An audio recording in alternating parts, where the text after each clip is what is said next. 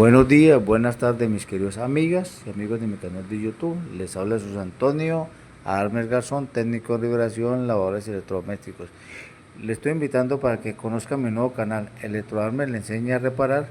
Vamos a enseñarle todo tipo de mantenimiento preventivo, mantenimiento correctivo, las fallas más comunes que vamos a encontrar de todo tipo de lavadoras, tanto convencionales como la tecnología inverter, tecnología convencional, tecnología inverter.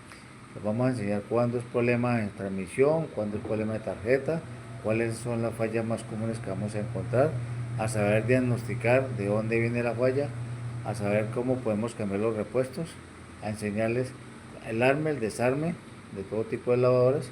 Entonces les estoy invitando para que me suscriban a mi nuevo canal, Electroarmes le enseña a reparar.